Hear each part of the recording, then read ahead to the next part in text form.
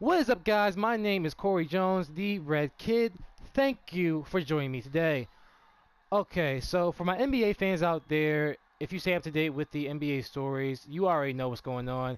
But for those of you who may not know, announced yesterday, LeBron James and the Cleveland Cavaliers had decided to ship Kyrie Irving's little ass off to the Boston Celtics in exchange for Isaiah Thomas, Jay Crowder, Ante Zizic, forgive me if I pronounced that wrong, and a first-round draft pick in the 2018 draft next year. Um, a lot of people split on that trade decision. I'll let you be the judge of who got the better of that trade. But yeah, you already know how this came about a couple months ago. Kyrie stating that he wants to be traded because he wants to be the star player. He wants to have that star role on the team, and obviously he wasn't going to get that on the Cavs. I mean, we got LeBron there, but so he wanted to, set out on his own, like be like the franchise player. And I can understand that to an extent. For a lot of people, I would say would put LeBron over Kyrie. And to be fair, LeBron is, to his own right, LeBron is a tremendous player, great talent. But at the same time, so is Kyrie. And honestly, it will be sad to see those two no longer playing on the same court in the same team anymore. But so I can understand Kyrie not wanting to play in LeBron's shadow anymore. But at the same time, those two were great together on the court. Those two put on great showings with each other these past couple seasons, and I would say these two are one of the best modern day duos in the NBA today. Well, were.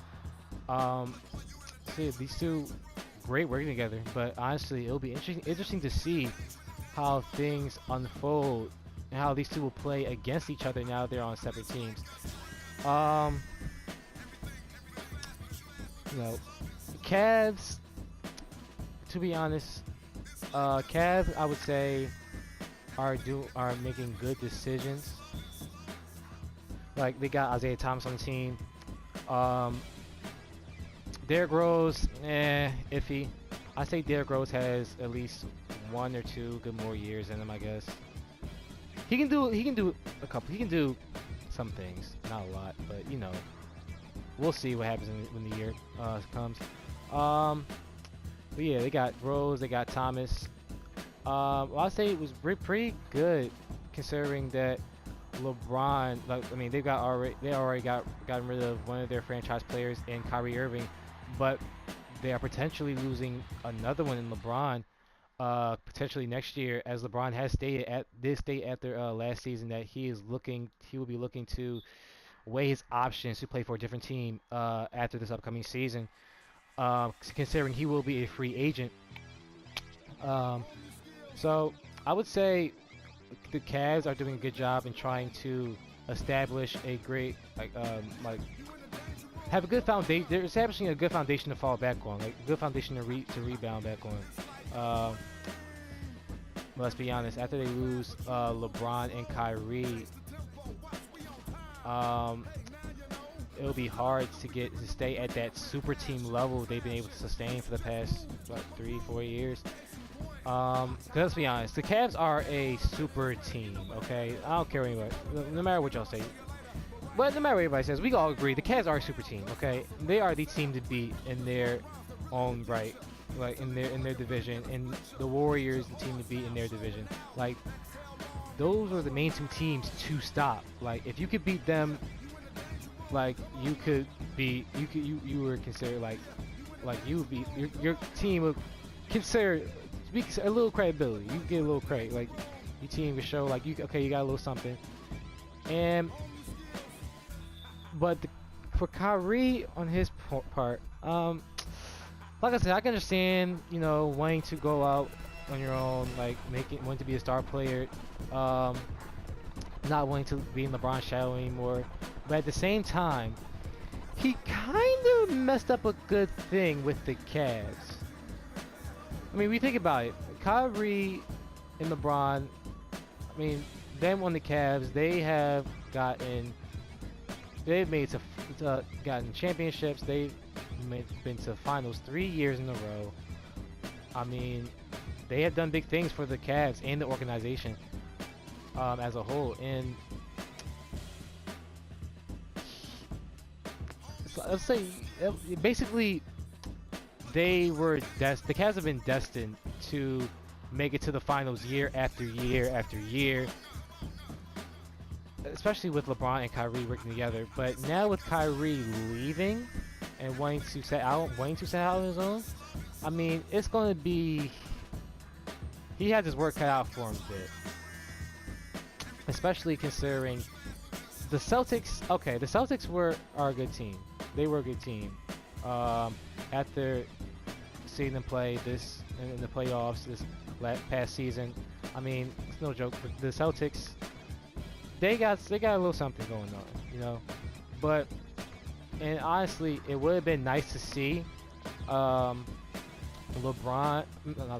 Kyrie and Isaiah Thomas. It would have been nice to see what those two could do together.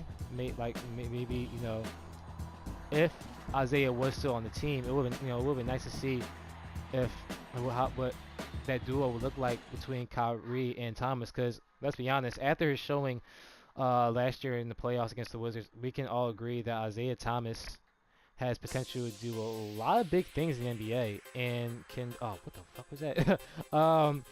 He has the ability. He has the ability to do a lot of big things in the NBA and can take a team higher if he has a good foundation around him.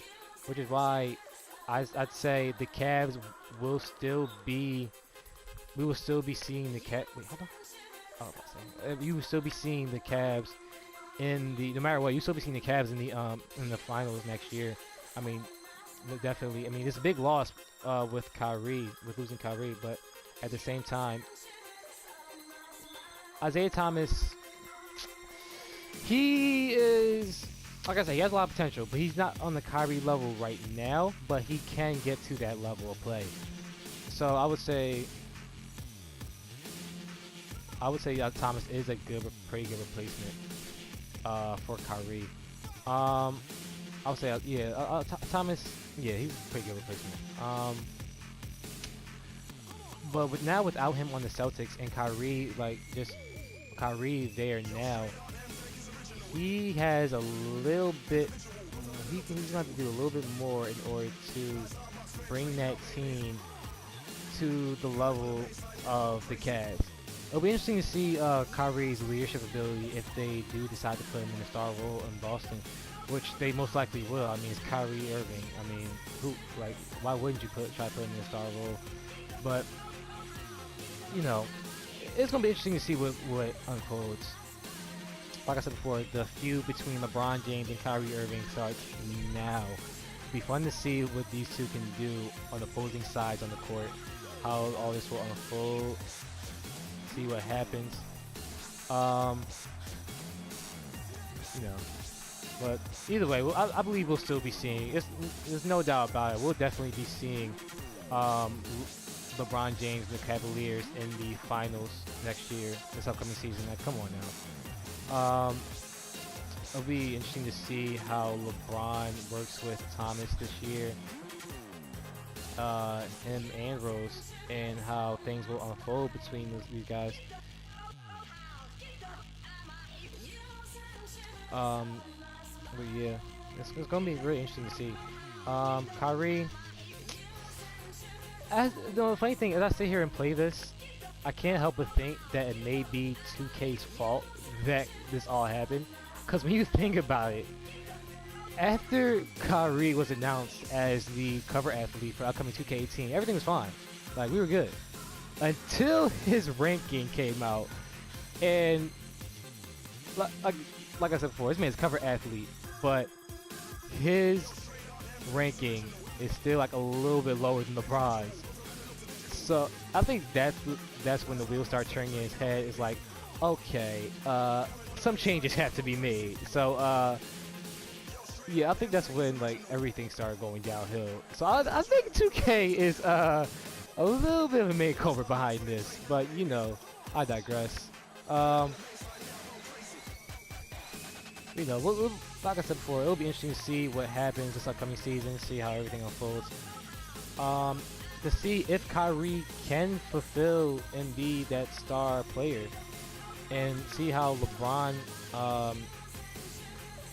works with Thomas and Rose. Especially, it'll be also interesting to see how Rose will hold up on the Cavs. I mean, God, those knees. Like, come on now. What the fuck? Okay, alright. Come on. No! Oh, thank God. Alright. But yeah, as I was saying, yeah, it's gonna be a good night to see.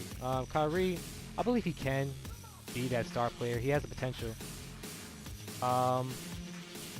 He does have the potential to be a star player and to raise a team to a good level. I believe he can do big things for Boston. What the fuck? But you know, Kyrie Irving, like, let's be honest, bona fide Hall of Famer. I mean, he has great handles, good range.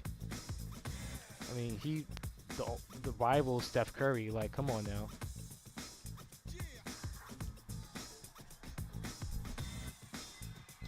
Like, great basketball IQ. I mean, Kyrie Irving, I believe he's the perfect player for a team.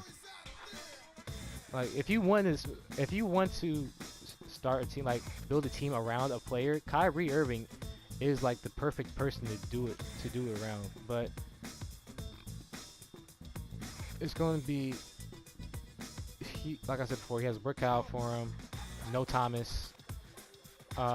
Jay Crowder. I mean, that would have been Jay Crowder. You know, he has a lot to like. He'll be good. I believe he'll be a good asset for the Cavs. You know, good big man.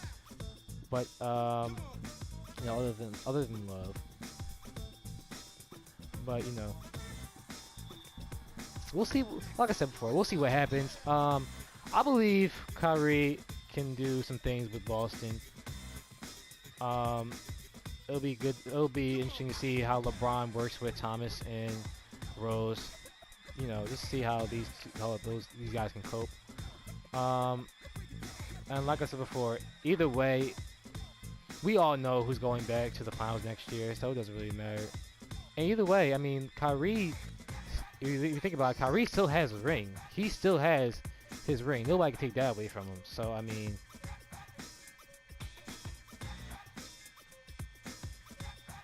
he still has that. He still has that. And, I mean, you can't really take anything away from Kyrie. I mean, he's a great player.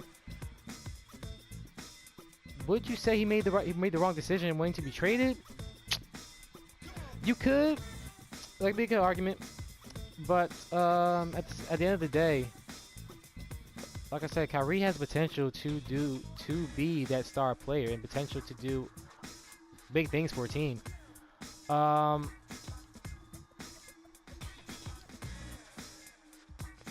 But yeah. Oh. Fuck. Alright, but yeah, okay. Yeah, anyway, let me know what you guys think in the comments. Thank you for watching this video today. Thank you for tuning in. Let me know, like, what you guys think. Did Kyrie make the right decision, or should he stay with the Cavs? Let me know in the comments below. Remember to like, share, and subscribe this video. I will see you all later. Have a nice day. Peace.